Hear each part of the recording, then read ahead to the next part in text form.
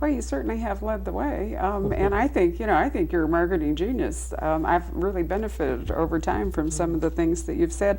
In fact, not long ago, I went to all the trouble and expense of trademarking the Poison Pen logo. Oh, sure. Registering. I noticed that Dirk Pitt, when I opened this little guy up. I got a lot of there he is, right there, jokes about the fact that Dirk Pitt's trademark. That was actually my agent's idea, because he said that to protect the name, because the name was being lifted at the time for, let's see, a comic book. It's called Dirk Pitt.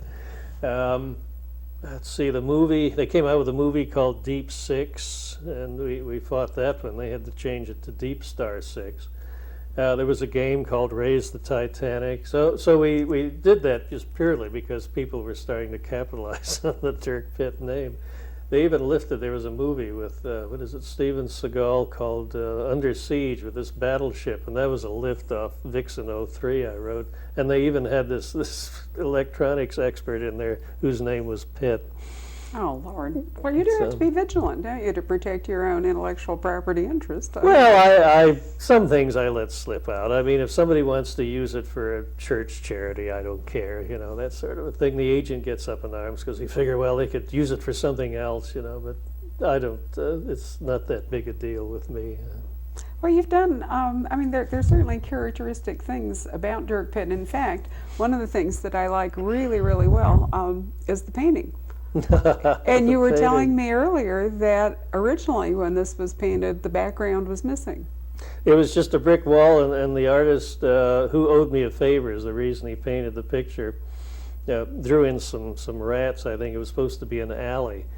And when he said, I'll paint your picture, we thought, well, what, on a white horse or something? But I thought it'd be fun, so that's why I had this old Mauser pistol. So we held Barbara and stuck a cigarette in her mouth, and so I'm holding her shooting, and then so we just did it for fun. And what I got a kick out of already, all my 3 children are fighting over who gets that when Barbara and I go. Well, did he come back? And I see that there's a newspaper on the bottom that says Newman discovers U-20. Was that He came back about 10 years later, because I got a few white hairs in the meantime, and still a lot more. He should come back again. And redid some of it. And then later on, another artist was looking at it and said, you really ought to finish it. So that's when we threw in the Titanic and the bottle and the Dirk Pitt poster and the Stutz out of Dragon. Well, it's wonderful. Now you'll have to work in a children's book, just lurking in the corner. I suppose. Kind of kill the image. Well, your first book, The Mediterranean Caper, was actually published in England first in 1973 under a different title. It was called Mayday, which is, they were smart thinking, because in the United States they called it Mediterranean Caper, which is a horrible title. I think mine was The Sea Dwellers or something. So, it's amazing how many people write and want to know where can they get Mayday, thinking it was published. That's a different book I wrote in this country. Oh, sure, they think it's a separate book. Right. But why did it come out in England, and why was there a 4-year gap between the 1973 publication of Mayday and the 1977 publication of Mediterranean Caper? Well, actually, Mediterranean Caper came out in this country. It was Pyramid in 1973. Oh, it was? Yeah. All right. I was looking on the copyright page of the book, and I was under the impression that, or at maybe least that's when who Bantam, I guess, bought it later. That might be. Yeah. But so they actually came out. Yeah, Pyramid, which is of course defunct now, actually printed it in 1973. I think it was the same time England came out in Mayday. Oh, okay. Well, that seems to make more sense. And then you went on to write. Raise the Titanic was the third book? Actually, the first one I wrote was Pacific Vortex, but it was like the 6th one published. So Caper was the first one published, then Iceberg. Right. And then Raise the Titanic was the third published. And was that the one that catapulted you into That's what they bestsellerdom? call the breakthrough book, right. And then I could quit and write full time. Up to that time, I was still writing evenings and weekends. Why do you think that happened? Was it demonstrably a better book? Was it the subject matter? Was it? It's a combination. It was my best concept, obviously, and I didn't realize at the time how many people wanted to see the Titanic raised. So it was I guess it was the right book at the right time. You've had sort of a brush with Hollywood over one of your books, didn't you? Well, that was Raise the Titanic. Yeah, they made it just a dreadful movie out of it. It's not that it was just, it didn't do well at the box office, but it was a poor quality. The screenwriting was terrible. The direction was pathetic. Even the film editing was a joke.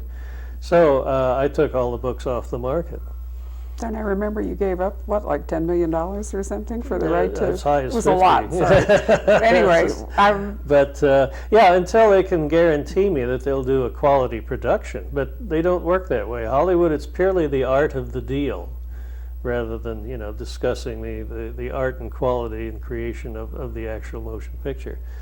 All producers, actors who want to play Dirk Pitt, studio heads, all they do is call the agent and say how much for an option. And that's not, the money is not the big thing here. I'm not going to cheat my readers with another lousy movie. So that's kind of where it stands. Have you ever considered television, or would it be the same problem?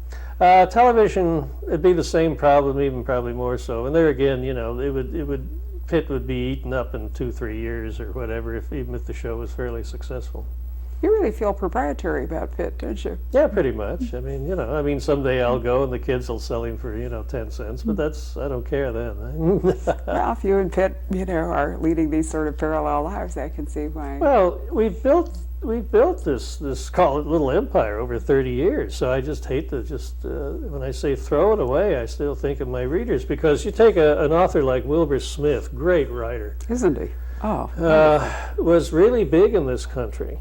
And then they made 3 disastrous movies on his books. I forget them all. One was Shout at the Devil with Lee Marvin. And it killed him on the book market over here. I know after Raise the Titanic, we had to claw our way back too, because people associated me with the movie. And Smith today, writing as great as he ever did, but yet he doesn't he doesn't come close to the bestseller list anymore. And it was because those movies killed him years ago. So there's a downside.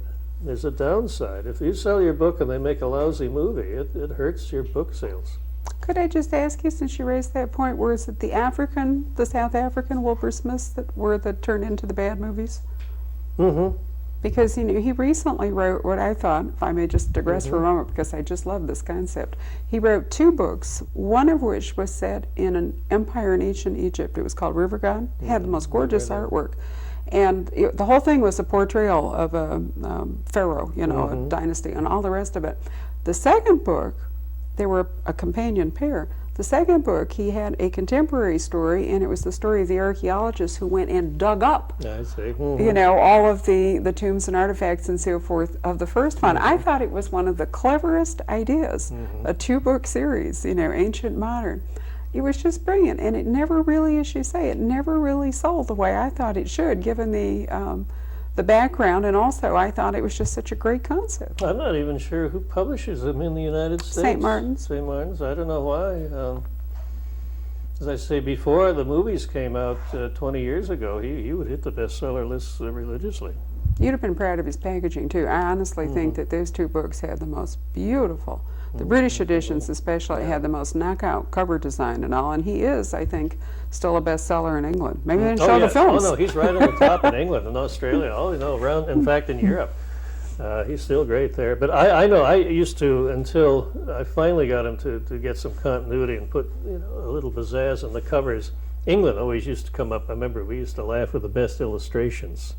They always did the high action stuff, I know, in my early books. And we always used to, try and get my publisher over here. Why don't you be more like England? Oh, well, that doesn't work over here, which was a lot of bunk, I mean, they don't know what works. They've never gone out and surveyed anybody. Well, you've got, 90 million books in print at the moment, and I don't know how many languages. You probably... Pretty close to 40 when you total them all out. But, you cheat a little bit, because Danish, Finnish, Swedish and Norwegian are all different languages, really. But no, I was amazed, because what happened, we were in the, I think, low 30s, and then when Europe opened up, all of a sudden now we're in Romanian and Czech and Hungarian and Latvian and Russian and Chinese and all that. So that's what pushed, the number of languages up.